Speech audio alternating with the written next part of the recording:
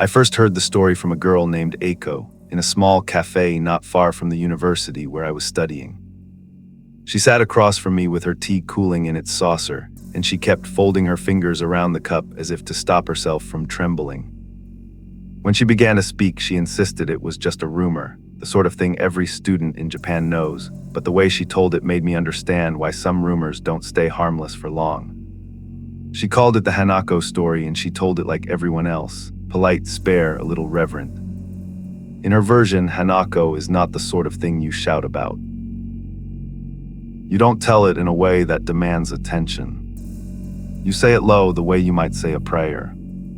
The core of the tale was familiar. Third floor bathroom, last stall, 3 knocks, ask the name, but Eiko's detail is what made it stick. She didn't merely describe a ritual, she described a place that held its breath. Her school was an older building in Shinjuku, the kind that had been patched together over decades. It had classrooms with windows that looked out over narrow alleys, stairwells whose railings had been smoothed by generations of hands, and corridors that smelled faintly of lemon cleaner and old chalk. The bathrooms were at the end of one corridor, behind a door painted a pale institutional green. Eiko said even the teachers called it that old bathroom with a thin little laugh that didn't reach their eyes. That afternoon, the students were supposed to be on cleaning duty, but 4 of them, Eiko, Yumi, Kana, and Nari, decided they would stay behind after club activities to test the legend. It seemed silly at the time. They were teenagers brimming with bravado, their voices bright with the kind of laughter that dismisses fear. They talked about Hanako like it was a movie, a shared script they could all perform. But when the building emptied and the echo of a dozen footsteps faded, the air in the hallway changed into something that felt older than their jokes. They crept to the 3rd floor bathroom like thieves. The door hissed when they pushed it open, and the smell of old tile and damp rose up like a memory. It was colder in there, Eiko told me, colder in a way that ordinary autumn could not explain. The mirror above the sinks lengthened their shadows. The fluorescent lights made everyone's skin look a little too pale. They went straight to the last stall. The paint on the door was flaking, the number above it faded into a ghost of itself. Yumi, who had always been the loudest, insisted she go first. She banged on the door 3 slow, deliberate knocks and then spoke the name every Japanese child knows by heart. Hanako-san, are you there? Silence followed, the kind that presses on your ears. Then something moved inside, soft like cloth across concrete, a sigh that might have been wind or a child drawing one breath too many. The girls felt it first as a change. The temperature dropped, the hair along their arms lifted. Then the stall door shivered once, as if something had pressed against it. They ran outside and did not stop until the school gate lay between them and the building, until the night air had taken their breath and the adrenaline had begun to slow. The incident might have been a single childish scare if Yumi had laughed it off, but she didn't. After that night, Eiko said, something followed Yumi home. At first, it was small things. Yumi would wake in the night and say she had heard knocking at her bedroom door. Her mother would reassure her, telling her it was the neighbor or the creak of the house settling. Then Yumi's sleep worsened. She started waking with the sensation of being watched. She described a form at the foot of her bed she could never quite see clearly. Her handwriting grew shaky, and her friends noticed a hollowness around her eyes that made her cheeks look almost translucent. One night, Eiko told me, Yumi woke up screaming. Her parents ran in and found her sitting upright, pointing at the closet door with her little finger trembling.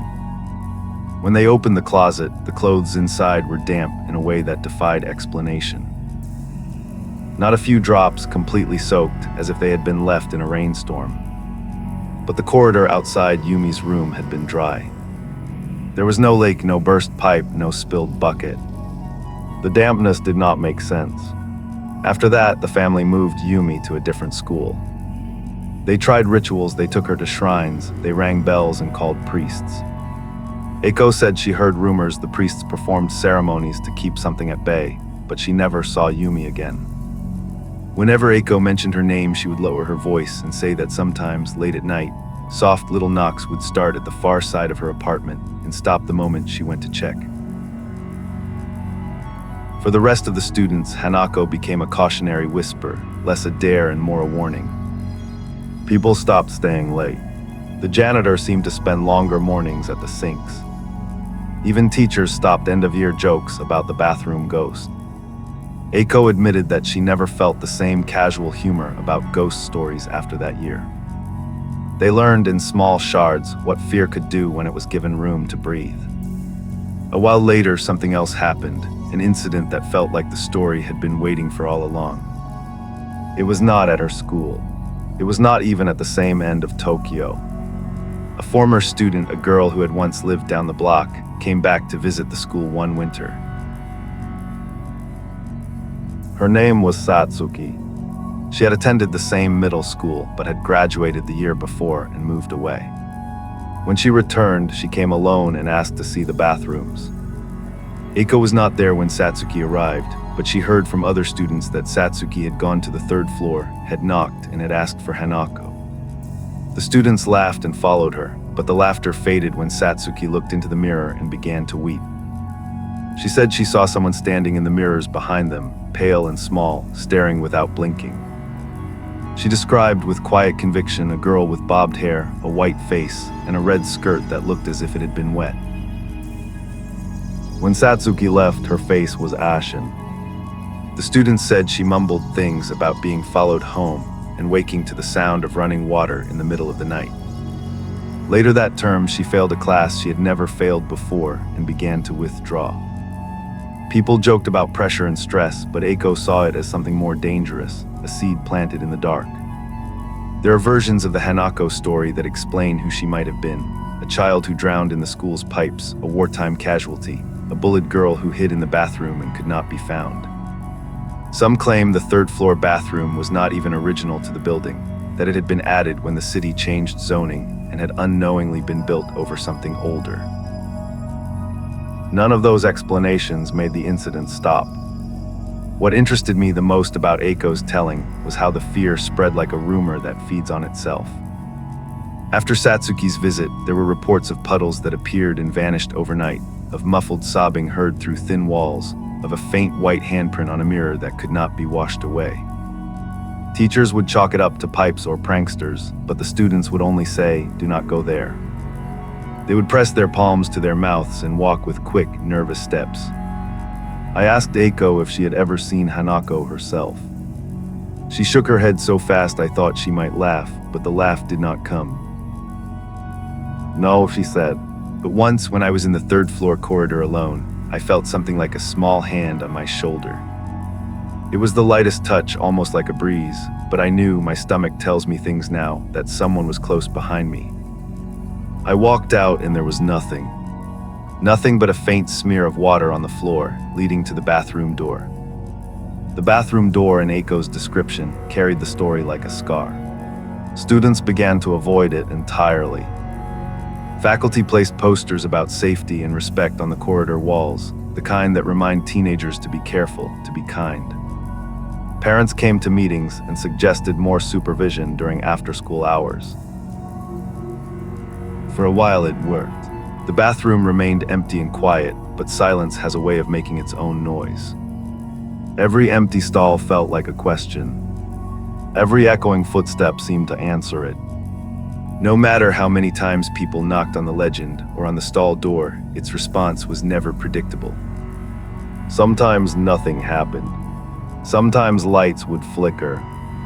Once a teacher reported the sound of Tiny knocking on the inside of the stall while she was near the sinks, and when she peered into the stall there was a little red ribbon on the floor, as if someone had dropped it in haste.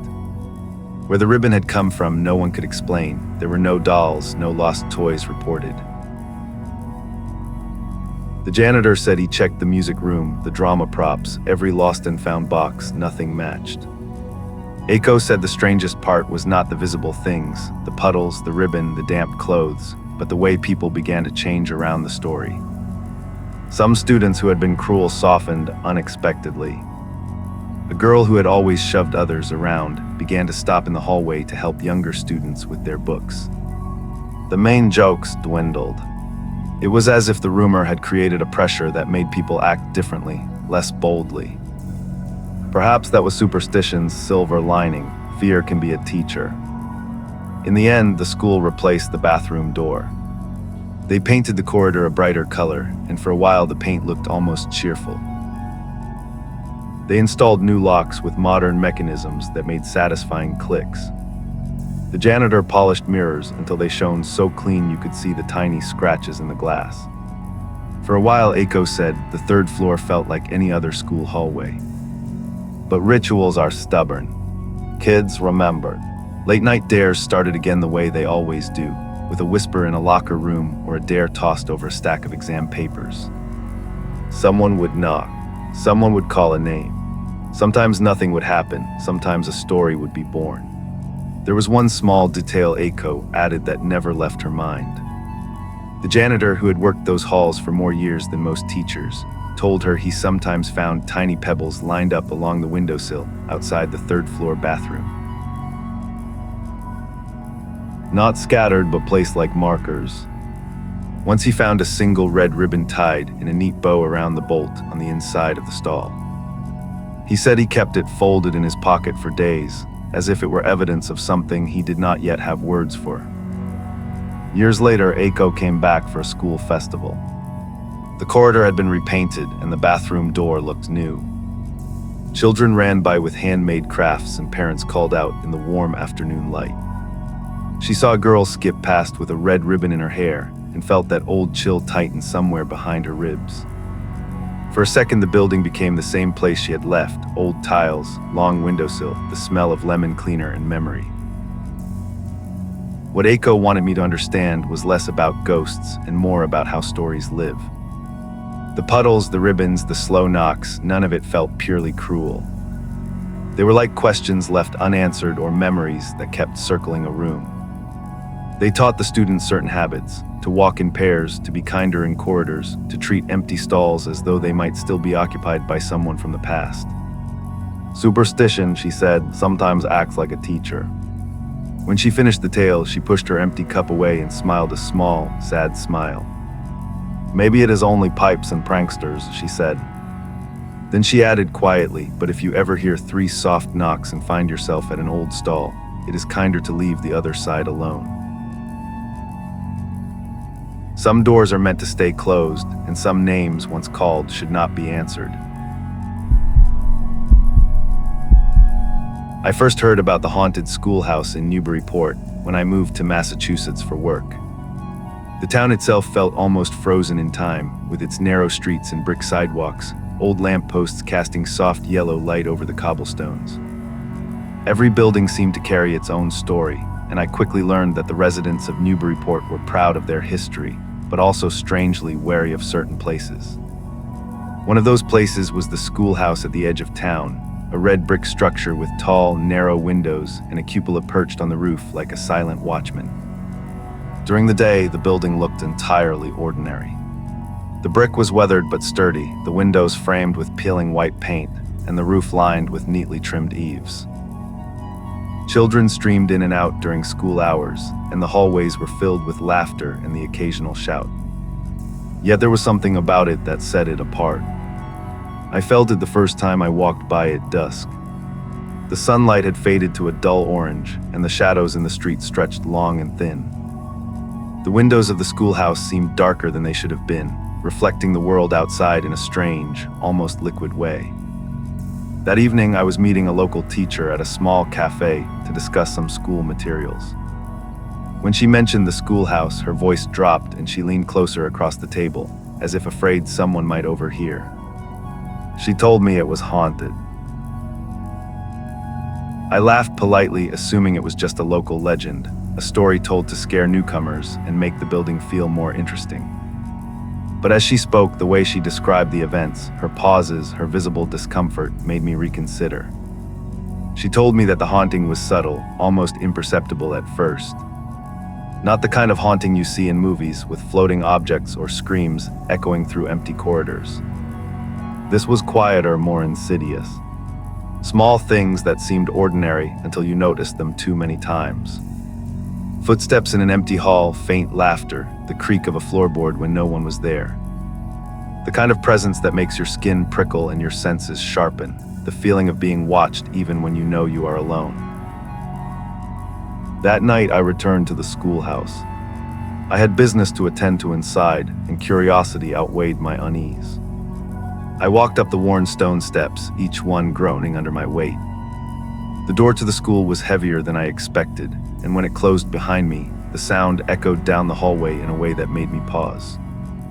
The interior smelled faintly of aged wood and chalk dust, mixed with the lingering scent of cleaning products. It was ordinary in most ways, yet the air carried a weight that was difficult to describe. I first noticed something truly strange when I was alone, finishing some paperwork in my classroom. The room was quiet, only the distant hum of the fluorescent lights keeping the darkness at bay. Then I heard it, soft, hesitant laughter from somewhere down the hall. Children's laughter, high-pitched and fleeting, but undeniably real. My first thought was that a group of students had returned to play a prank, but when I stepped into the hallway, it was empty. The laughter stopped as suddenly as it had started. I felt a chill run down my spine, but I pressed forward, telling myself it was just my imagination. That's when I noticed the shadows. Long, thin shapes stretching unnaturally across the walls, moving as if following me. I stopped in my tracks, heart pounding. I lifted my flashlight and shone it down the corridor. Nothing, not a single soul. And yet the sense of being watched did not leave me. It lingered, pressing on my senses in a way that made the hall feel alive, aware of my presence. I continued my rounds cautiously, moving from classroom to classroom, checking doors and windows. The floorboards creaked under my weight, each sound amplified in the stillness. Every so often, I would hear footsteps that did not match my own pace. A soft tap-tap of shoes approaching from a distant corner, fading when I tried to locate it. I called out politely, wondering if a student had slipped back in. No one responded. The air grew colder, my breath visible in the dim light. At one point, I paused outside the music room. The door, slightly ajar, seemed to invite me in, though my instincts screamed against it. That's when I heard it, the faintest notes of a piano, deliberate, slow, almost experimental. My curiosity overcame my fear. I pushed the door open and entered. The room was empty. I pressed my hands to the keys myself, feeling nothing, but the notes I had heard moments ago seemed to hang in the air, echoing long after my ears had stopped listening. From that night onward, I became acutely aware of every little sound in the building. The faintest cough, the rustle of papers, the creak of a door. Even when no one else was present, the schoolhouse seemed to respond to my movements, its atmosphere thickening, pressing in, reminding me that I was not alone. Over time, I learned more about the schoolhouse and its past, piecing together stories from teachers, janitors, and locals who had lived in Newburyport their whole lives. The building was old, older than most people realized. Some records suggested it had been constructed in the late 1800s, though parts of it were rebuilt and repaired over the years. What fascinated me and terrified me in equal measure was the number of strange incidents recorded over decades, long before I arrived. The most persistent legend concerned a fire that had occurred one bitter winter. A storm had trapped smoke and heat inside the upper floors, and a group of children had been caught before rescue teams could reach them. The details varied with every telling. Some said the children had perished, some said only a few survived, but everyone agreed that something tragic had happened. People whispered that the building remembered the children who had been trapped, and that on quiet nights their echoes could still be heard. Other stories hinted at an older origin. Some believed the land itself was cursed, a burial ground long before the schoolhouse was ever built. There were murmurs of a forgotten graveyard beneath the foundations, shallow graves disturbed by construction. I could find no proof of it, but the weight of the stories was enough to make me wary. Locals had a quiet respect for the building, a subtle fear that made them avoid it after dark, especially the upper floors. Even those who dismissed ghost stories often had their own eerie experiences. A janitor named Henry told me about chalkboards in empty classrooms where messages would appear overnight, written in small, crooked handwriting. Words like "help us" or names no one recognized. He had tried erasing them, only to find the writing returning, as if pressed into the boards by unseen hands. The more he spoke, the more I realized that these accounts were not wild exaggerations. There was a consistency to them, a pattern that suggested something was very much present within the walls. One night I stayed late alone, finishing some grading. The building had grown quiet, unnervingly quiet, the hum of the fluorescent lights my only company. As I walked down the hall toward the music room, I heard it, soft, deliberate notes from the piano. I froze. My heart thudded, every nerve alert. I had checked that room hours before. It had been empty. I approached cautiously, pushing the door open. The room was dark and still. No one sat at the piano, yet the keys seemed to have been pressed, just faintly, as if someone had played moments before I arrived. I touched them myself, cold, unresponsive, ordinary, but the echo of the notes lingered in the air, insistent, haunting. I stepped back, feeling the air grow heavier, almost suffocating, and left the room as quickly as I dared. The hallway seemed longer, emptier, as I moved forward. Then I saw them, small handprints smeared across the plaster walls, perfectly aligned, too high for any adult or student to have made. My flashlight beam trembled across the rows. The prints looked deliberate, almost like a message, yet I could not decipher their meaning. I wanted to reach out, touch them, but a sudden sense of dread held me back. I blinked and they were gone. Smooth, unmarked walls, as though they had never existed. From that night onward, I became hyper-aware of every sound, every movement. Footsteps, laughter, whispers. Each seemed to emanate from the building itself, responding to my presence, aware that I was there. Even when others were nearby, alone in a room, I felt the building observing me. I began to dread nights when I had to stay late, knowing that the schoolhouse had a way of making its presence felt in ways impossible to rationalize. It wasn't long before the stories of strange happenings reached the students themselves. A group of them decided, as teenagers often do, that they were braver than the legends suggested. They planned to enter the schoolhouse after dark, armed with flashlights and smartphones to record whatever they could find. I had my own work to finish that evening, so I watched discreetly from the teacher's office, curious but cautious. They slipped in through a back window, whispering and laughing nervously. At first, everything seemed ordinary, flashlights bouncing off walls, the creak of the floor under their feet, the occasional whispered joke. But as they reached the second floor, their bravado began to falter. One student froze in place, staring at the hallway ahead. I followed their gaze, though I could not see what they saw. The beam of their flashlight swung slowly, trembling slightly, and then I noticed the shadows. They moved oddly small, quick, darting from wall to wall, shapes that did not match the size or movement of any of the students. The laughter died instantly, replaced by nervous muttering and hurried footsteps. I could hear the panic in their voices as they ran, trying to navigate the hallways in darkness. One stumbled over a threshold and let out a scream, barely catching themselves before crashing to the floor. I held my breath, unsure if I should intervene, but they scrambled past the office window and disappeared into the night. Later, when I asked them about it, they claimed nothing had happened. They insisted it was nerves and imagination, yet the panic in their voices betrayed their words. The building had responded, I realized, to their presence and their fear, amplifying it, stretching it into something that could not easily be dismissed. The hallway where they had frozen remained silent afterward, but I could feel the residue of that fear lingering, heavy and palpable. A week later, I had my own encounter that I will never forget. I was alone in my classroom, finishing lesson plans long after the students had gone home.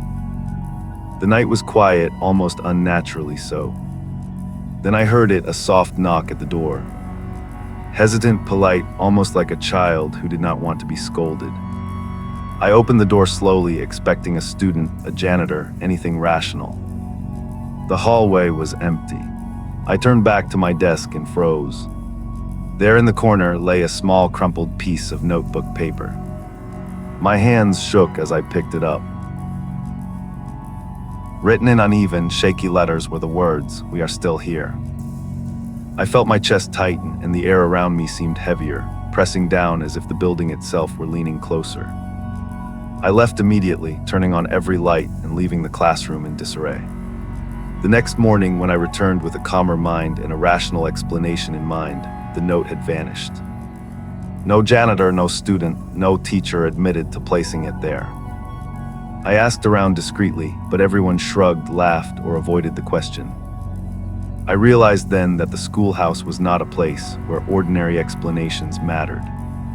It responded in ways that could not be traced, understood, or ignored. Years have passed since my first encounters with the schoolhouse, yet the memories remain as vivid as ever. Even when I no longer had business there, passing by at dusk brought the same unease, the same inexplicable tension pressing in around me. The windows, dark and reflective, feel like eyes following me. I sometimes see faint faces pressed against the glass, small hands reaching outward. I do not linger to look closely. I do not need to. I have thought a great deal about what I experienced. Some nights I try to rationalize it, old wood creaking, drafts, shadows from passing cars, but every explanation falls short. There is a persistence and insistence to the events, a thread connecting them that suggests the presence is real. I have learned to respect it, to avoid the second floor after dark, to leave the building when the shadows lengthen and the echoes of children's footsteps grow louder. Even now, I sometimes hear faint laughter in my dreams, high-pitched and fleeting, echoing down hallways that no longer exist. When I tell the story to others, I feel that chill return, the tension that gripped me the first night I walked the empty corridors. I do not claim to understand it, nor do I want to. I only know what I felt, what I saw, what left an imprint on my mind that will not fade. The town of Newburyport continues its quiet life, the streets gleaming in morning light, the waves of the harbor whispering against the shore. But the schoolhouse remains at the edge of town, red brick, tall windows, cupola perched on the roof. A sentinel of the past. A place where the echoes of children, laughter, and footsteps still linger, waiting for the unwary to notice. And if you ever find yourself walking past that schoolhouse after dusk, pay attention. Be quiet, keep your distance.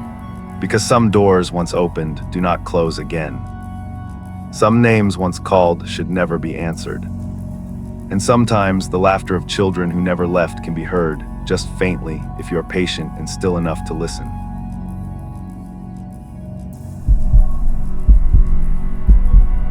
I never thought I'd agree to it, but when my friends dared me to enter the abandoned school on the outskirts of our town, I couldn't back down. Everyone in our neighborhood whispered about it, kids disappearing, strange noises at night, shadows moving through broken windows, but we were teenagers and fear was just another thrill.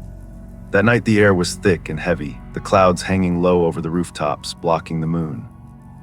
The streetlights flickered as we approached the school, a crumbling structure of stone and faded paint. Its windows were shattered in places, doors hanging off rusty hinges, and the wind whispered through the cracks like it had secrets to tell. We joked and laughed as we climbed over the side fence, flashlights slicing through the darkness, but beneath it all, my stomach churned. The air smelled of damp earth and decay, and every footstep on the cracked tiles echoed like a warning. Once inside, the school was silent except for the occasional creak of the floorboards and the soft hum of the wind. The hallways stretched endlessly, classrooms lined with broken desks and graffiti scrawled on the walls. Every shadow seemed too sharp, every noise too deliberate. Our plan was simple: explore the building, record some footage, and maybe scare ourselves a little before leaving. But as soon as we entered the first hallway, I realized the school was not just old, it felt alive. Something unseen was watching us. I tried to brush it off, telling myself it was nerves, but the way the shadows moved across the walls made me uneasy. One of my friends, Mario, joked about ghosts, but even his voice lacked its usual confidence. We split into small groups, each taking a flashlight and moving through different wings of the building. I stayed with my friend Lucia, our beams cutting across dusty classrooms. Broken chalkboards leaned against walls, windows rattled with the wind, and the graffiti seemed almost intentional, not random. Some of it was just names, some warnings: Veet, no Myers, nos Vimos. We laughed nervously, pretending we weren't scared, but the words lingered in my mind. As we explored, strange noises began to follow us. At first, just faint footsteps echoing behind us, soft shuffling like someone walking slowly, but every time we turned around, there was nothing. Then came whispers. Indistinct, almost human, but just low enough that we could never make out the words. I tried to rationalize it, our voices bouncing in the hall, the wind, but the pattern was too precise. The sounds moved with us, seeming to react to our presence, coming from the classroom next door, then behind us, then above. In the library, shelves toppled slightly, sending books tumbling to the floor with a loud crash. We jumped, hearts pounding, but when we investigated, there was no one there. Only the dust motes drifting in our flashlight beams and the faint smell of mold and rot. The shadows in the corners of the room seemed thicker than they should have been, almost pooling, as if they were alive. I tried to tell myself it was just imagination, but I couldn't shake the feeling that something unseen was moving just out of reach. We hadn't been in the school more than an hour when the first real scare hit. I was in a narrow hallway with Lucia, our flashlight slicing through the darkness, when I felt a sudden gust of cold. The doors to the classroom slammed shut simultaneously, the sound echoing like gunshots. My heart raced and I stumbled backward, colliding with a desk. Lucia grabbed my arm, her face pale, whispering that something was wrong. Then I heard it, footsteps. Slow, deliberate, coming from the hallway behind us, though the doors were all locked and no one had entered after us. I spun around, shining my flashlight, but the hallway was empty. The shadows moved strangely, almost crawling along the walls, twisting and stretching in ways that didn't make sense. I wanted to call out to the others, but my voice caught in my throat. Objects began moving on their own. A chair tipped over in the classroom next door, books fell from a shelf, and a locker door banged repeatedly as if someone inside were trying to escape. Every movement was precise, intentional, terrifying. The whispers grew louder, circling us, bouncing from room to room, sometimes sounding like children, sometimes like adults, sometimes like nothing human at all. Panic set in quickly. Our group tried to regroup, but the school seemed to stretch, hallways elongating, classrooms appearing where we didn't remember them before. Mario screamed from down a hall, and when we ran toward him, he wasn't there. Only his flashlight flickered in the distance. Lucia grabbed my hand, pulling me toward the exit, but the building seemed to fight us. Doors slammed shut in front of us, the lights flickered and went out entirely, leaving us in complete darkness except for our shaking flashlights. The shadows came closer. I could feel them pressing against us, brushing our arms, moving too fast to see clearly. Whispers shouted directly into our ears, repeating names we didn't recognize.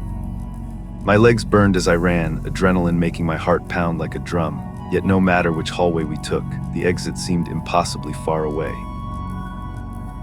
At one point, I tripped over something soft, something warm that hissed and recoiled when I stumbled. I didn't look back. One by one, my friends began screaming and running in different directions, separated by the labyrinthine hallways. I could hear their cries echoing, distorted, as if the building itself was laughing. My flashlight flickered, and in that brief darkness, I saw figures standing in the corners of classrooms, tall, thin, motionless, faceless. Every instinct screamed at me to run, to escape, but the building seemed to warp, every exit leading to another hallway, another room, another shadow. I was running blindly through one of the upper hallways when I stumbled into a classroom that seemed different. The air inside was thicker, heavier, almost suffocating. My flashlight beam revealed desks arranged in a perfect circle, though I had no memory of them being that way. In the center of the room, a shadow moved independently of the others, darker than the darkness around it. It shifted, stretched, and I could feel its presence before I saw it clearly. Then it spoke, or at least I thought it did. A voice, low and guttural, whispered directly into my ear, "You shouldn't be here." I spun around, but no one was there. My flashlight flickered, and in that brief blackout, I felt hands brush past my arms, cold and insistent. I could hear my friends screaming somewhere in the building, but their voices were distorted, almost underwater. Something slammed into my back, knocking me to the floor. I scrambled to get up, but the room seemed alive, moving around me. Desks slid across the floor as if pushed by unseen hands. A chair toppled over, narrowly missing my foot. Shadows loomed in every corner, and I could swear one of them reached out toward me, faceless and impossibly tall. I yelled more in panic than hope and ran toward the hall. I found the exit, or at least I thought I did. The door was cracked open, letting in a thin slice of moonlight. But as I ran toward it, the shadows surged, following me, brushing against my shoulders, tugging at my clothes. I didn't stop to look behind me. I didn't care about the others. My only goal was to escape. When I finally burst out of the building and into the empty lot, I collapsed onto the cold ground, gasping for air. The wind whipped around me and the schoolhouse stood silently in the dark, windows empty, shadows seemingly gone. My friends emerged one by one, shaken, pale, and trembling. Some had scratches, bruises, or cuts, others were crying. None spoke at first. We just stared at the school, now quiet, as if nothing had happened. We never returned to the building. Even in daylight, it seemed different, too quiet, too still, like a predator waiting. I have told this story only to a few people, mostly out of necessity, to explain why I refused to go near that school. I still have nightmares, flashes of shadowy figures reaching for me, voices calling my name. Sometimes I wake in the middle of the night, convinced I hear whispers echoing from my own walls. I have no idea why the building targeted us, why it seemed to feed on our fear. Maybe it was the restless spirits of students who had suffered there, or something older, something tied to the land itself. I don't know. All I know is that the school exists as a trap, a place that warps perception, stretches hallways, and turns shadows into predators. And I know that if anyone dares to enter it at night, the building will notice. It will remember. It will react. Even now, passing by the school during the day, I feel that same chill. The windows, shattered and dark, seem to follow me. I catch glimpses of movement when I blink too slowly. And I know deep down that it is still waiting. Waiting for the next group of foolish teenagers, for the next dare, for someone else to see what we saw and run screaming into the night. Because the school does not forgive. It does not forget. And it does not let go.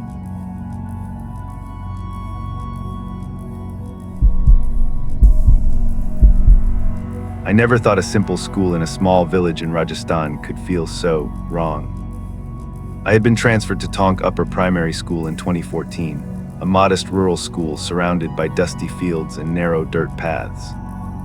The classrooms were simple, the walls whitewashed, and the playground mostly barren, save for a few swings and a half-broken slide. Most days were ordinary, quiet, filled with the usual chatter of children and the ringing of the school bell. But there was one place that everyone seemed to avoid, the latrine block at the far end of the yard.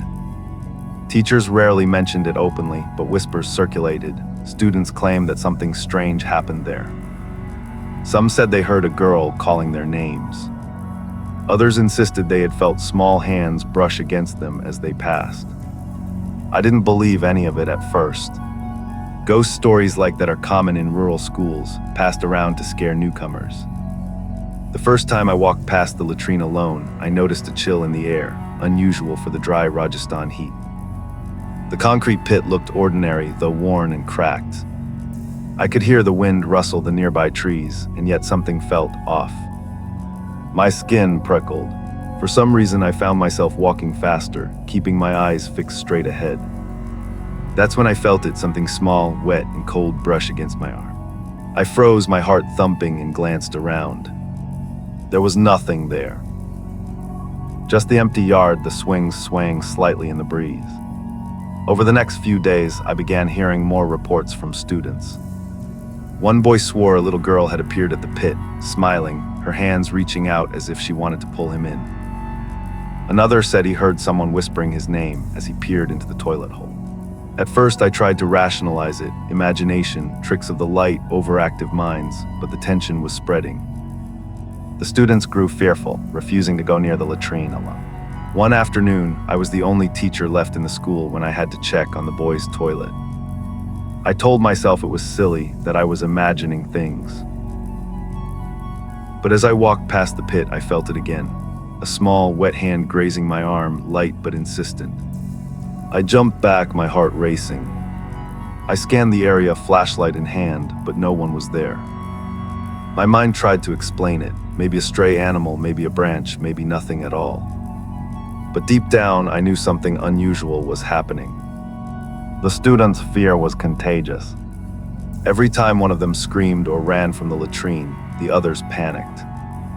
Soon, parents and villagers became involved. They organized a ritual to appease or drive away the spirit, a small ceremony with prayers and offerings. For a few days afterward, the children seemed calmer. Yet I couldn't shake the feeling that the little girl's presence lingered, that if I walked past the pit at the wrong time, I might feel her small hand brush against me once more. After the first few incidents, the atmosphere at the school changed. Students walked in pairs or groups, constantly glancing over their shoulders as they approached the latrine. One morning, I arrived early to prepare lessons, and I noticed a group of children huddled near the playground. They whispered hurriedly, pointing toward the toilet pit. Curiosity and dread gnawed at me, but I reminded myself to stay rational. That's when I felt it again. A small, icy hand grazed my arm as I walked past the pit, brushing my sleeve with such force that I stumbled forward. My heart leapt into my throat and I spun around, but the area was empty.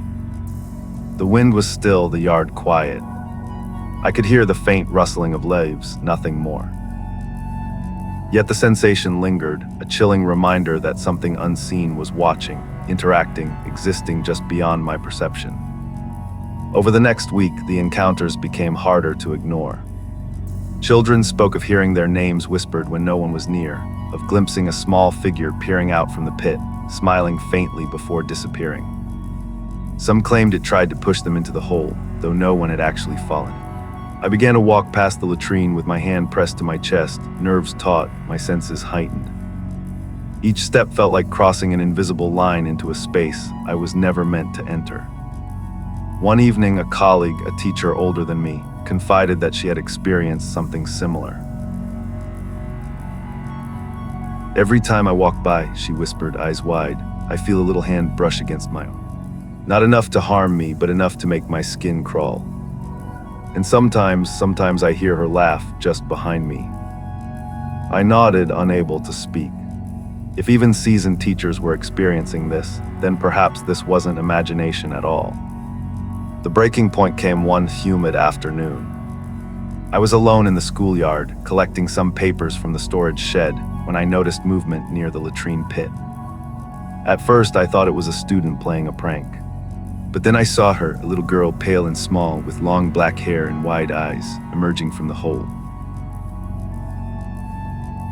She reached toward me, her expression almost friendly, but something about the gesture was unnerving.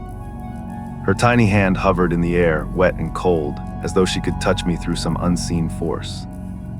Please, a whisper echoed in my ears, faint but distinct. I froze. My body felt heavy, as though rooted to the ground, and I could sense her intention, her desire to pull me closer to the pit. I forced myself to step back, shakily keeping my eyes on her. And then, just as quickly as she appeared, she vanished. The pit was empty again, silent except for the soft rustling of leaves. From that day on, every teacher, every student, and even the villagers spoke of her. The panic spread, and eventually the elders of the village performed a ritual, offering prayers, incense, and small gifts at the pit. For a time, the little girl's appearances decreased. Students cautiously returned to the school latrine, but even months later, teachers whispered about feeling her presence. Some claimed that if you lingered too long near the pit, you might still feel a wet brush along your arm, hear your name whispered, or glimpse the faintest outline of a smiling child. By the end of that week, the fear had spread beyond the school. Parents refused to let their children go near the latrine alone, and even walking past the pit became a source of anxiety. Students whispered hurriedly in classrooms, swapping stories of the little girl, each adding details they claimed to witness. One boy said he saw her standing at the edge of the pit, her eyes hollow, her wet hand reaching for him. Another claimed he heard soft giggles echoing across the yard, calling his name in a tone that was both playful and sinister. The villagers decided that something had to be done. Early one morning, the schoolyard was filled with the low murmur of prayers and the smell of incense. Elders brought offerings, flowers, small toys, and grains, placing them carefully around the pit. They chanted in a steady rhythm, invoking protection for the children and requesting the little girl's spirit to leave the premises. We teachers watched silently, unsure what to expect. I felt a strange vibration in the air, a subtle shift as though the pit itself was listening. As the ritual continued, I saw movement near the latrine. For a moment, I thought I glimpsed her small figure, reaching toward the offerings, then disappearing as quickly as she had appeared.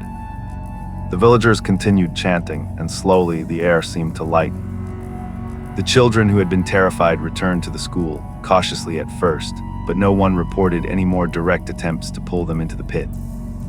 It was as though the ritual had convinced her to step back, or perhaps contained her energy within some invisible boundary. Even after the ritual, I couldn't shake the lingering unease. Every time I walked past the latrine, my skin prickled, and I imagined that small hand reaching for me.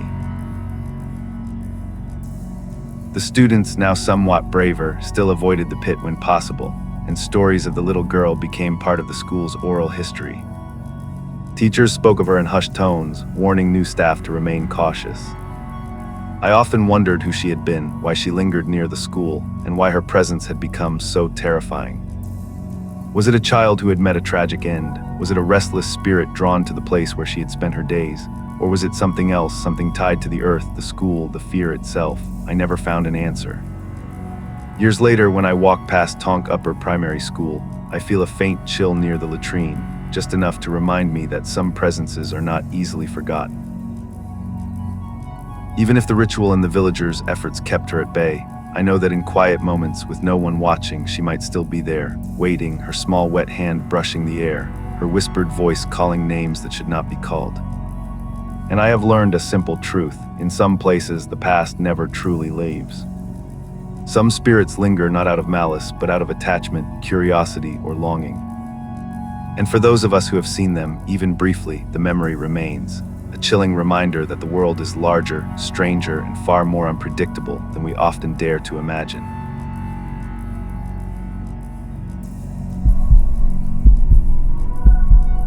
I had heard the rumors about the computer lab long before I ever stepped inside. Students whispered that no one who stayed alone in the room after hours ever felt the same afterward. Some said screens flickered on by themselves, showing strange faces or unreadable messages. Others claimed they saw shadows moving across the walls, even when the room was empty. I didn't believe any of it until the first time I entered the lab. It was a typical afternoon, late in the semester, and I needed to finish a project. The lab was at the far end of the school building, a long corridor lined with lockers and peeling paint. As I approached, the lights above the lab flickered, casting uneven shadows across the hallway. The door was closed, though it hadn't been locked. I pushed it open and stepped inside, the faint hum of idle computers filling the otherwise silent room. Immediately I felt it, the air was colder here, unnatural for the middle of summer. The fluorescent lights buzzed above, and every shadow seemed sharper, darker, as though the room itself was aware I had entered. I walked between the rows of computers, my footsteps echoing off the walls. The screens were blank except for the faint glow of standby mode. I laughed nervously, telling myself it was just an old lab with flickering lights. But then I noticed it. One monitor in the far corner was on. The screen displayed only a single line of text: "I see you." My heart leapt and I rushed to the desk. No one was there. I tapped the keyboard, nothing. The message remained unchanged. Then the other computers flickered on in sequence, one by one, each showing random strings of numbers, distorted images, and brief flashes of a pale face staring directly at me. I froze, unable to move. The air grew heavier and the hum of the computers changed pitch, almost like a low whisper. I tried to leave, but the door slammed shut behind me. The lights flickered violently, throwing shadows across the walls. On the nearest screen, the message changed: "Don't leave." I could hear it then, a faint voice, digital but eerily human, whispering my name, coming from the speakers of every computer in the lab. My hands shook as I tried to shut down the machines, but the keyboards typed on their own. Sentences appeared, I'm here. Watching, waiting. I stumbled backward, almost tripping over a chair, my eyes darting around. Shadows moved independently of the lights, stretching across the walls and floor. I could see faint reflections in the monitors, something behind me, something tall and thin, blacker than the shadows themselves. Every instinct screamed at me to flee, but my legs felt rooted to the floor. The computers continued their eerie chorus, the whispering growing louder, now overlapping, almost chanting. The room felt alive now, like the walls themselves were breathing, pulsating with some unseen energy. The computers were no longer just screens.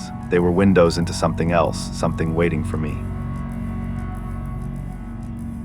Each monitor flickered images too fast to fully comprehend, faces twisted in silent screams, hands reaching toward the screen, eyes staring directly at me.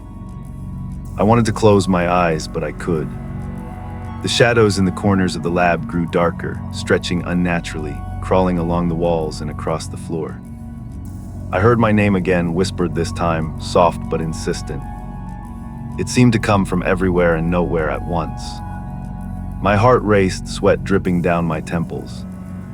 I tried to reach the door, but the lights above buzzed and went out entirely, plunging the room into darkness except for the eerie glow of the screens. On one of them, a pale figure slowly rose from the depths of the monitor. A girl, long black hair, eyes hollow, her hand reaching toward me as if she could step right out of the screen. I stumbled back, tripping over cables and falling to the floor. Every step I tried to take toward the exit was blocked by shadows that shifted and moved like living walls. The whispers became louder, overlapping voices now, pleading, laughing, calling my name, screaming warnings I couldn't understand. One computer suddenly emitted a piercing shriek of static that made me cover my ears.